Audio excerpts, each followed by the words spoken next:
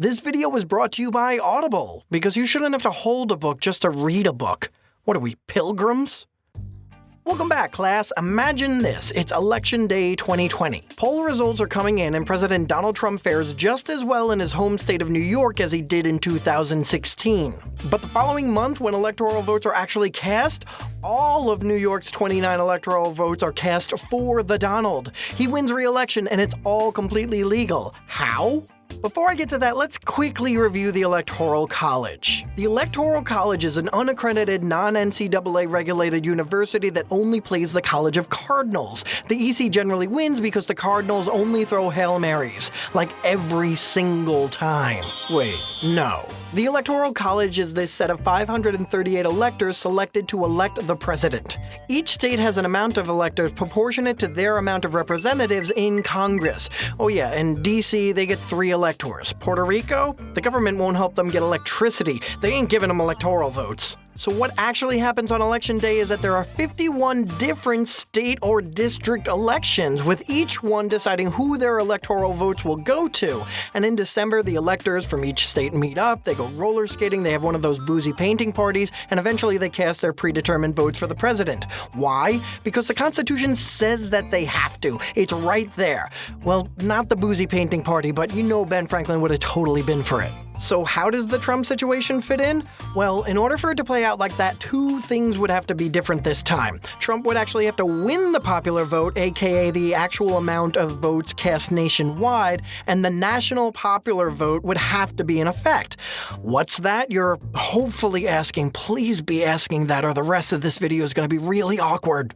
The National Popular Interstate Compact, or NIPVIC if you prefer horrible acronyms, is an agreement between a group of states to give their electoral votes to whichever candidate wins the national popular vote, regardless of who wins their individual state elections. And for this to work, you wouldn't need all the states to join the compact. You know how on election night the magic number is 270 because this is how many electoral votes are needed for a majority and thus to win the presidency? Well, that's also the amount of combined electoral votes needed from NIPVIC states for the compact to work. And the 11 states and 1 district that have already agreed to it, well, they make up 172 electoral votes. They're already 2/3 of the way there. Mind you, the agreement only kicks in when they reach that magic number. But how can this be legal? Well, because the Constitution allows it, or at least doesn't stop it. Article 2, Section 1, Clause 2, and the 12th Amendment of the Constitution address states choosing their electors and how they actually vote.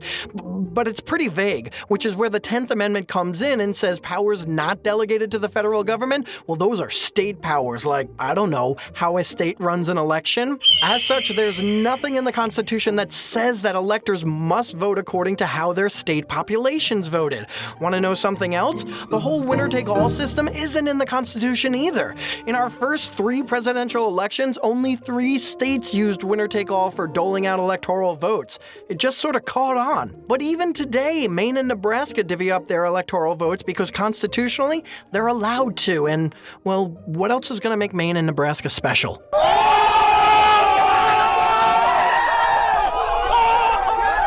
So a couple of major arguments against the NIPVIC. God, that's a horrible acronym. It takes away majority rule.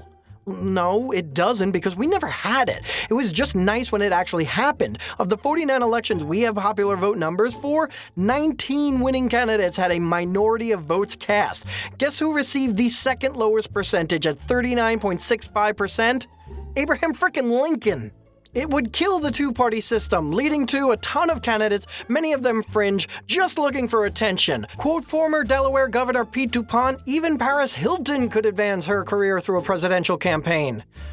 Yeah, because the current system blocks attention-seeking reality TV stars. You're fired.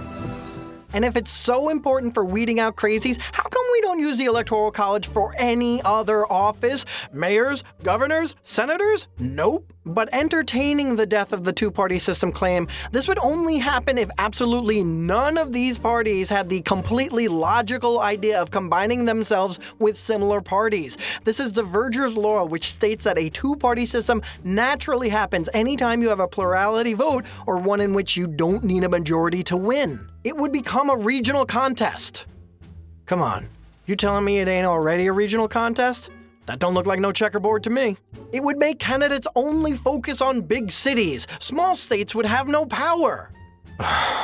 Let me unpack this. First, small states, you already have too much power to start with. California, our most populated state with over 37 million people, gets 55 electoral votes. That seems like a lot, right? Works out to about 1 vote for every 678,000 people. Wyoming, with its 568,000 total people, gets 3 electoral votes. That's 1 per 189,000 people. That makes a Wyoming vote over 3.5 times more valuable than a California vote. And have you been to Wyoming? Well, you must have been visiting because nobody actually lives there. And the kicker, right now, candidates don't care about California or Wyoming anyway. In the time between party conventions and election night, neither Trump or Clinton visited Wyoming once, and rightfully so.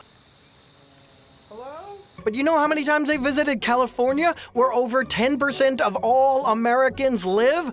Once, combined. Why? Because these states had already made up their minds. California was voting Democratic and Wyoming was voting Republican. Right now, the only way to get a candidate to care about your vote is to be a swing state and play hard to get.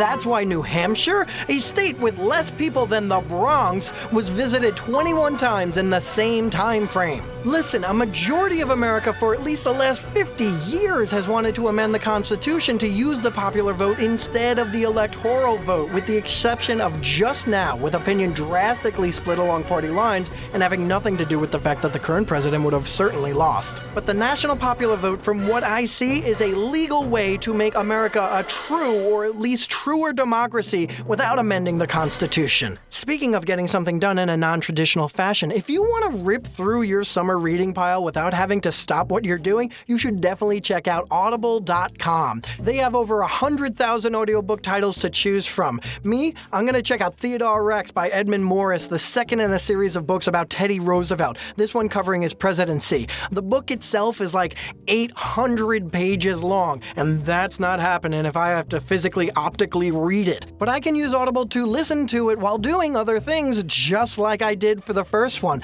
And if you use the link down in the description, you'll get a 30-day free trial plus a free audiobook of your choice to keep forever. So that's my take on the national popular vote. If you agree or disagree, let me know in the comments, because you're gonna do it anyway. And if you like this video, make sure you subscribe. Be safe, and I'll see you next time.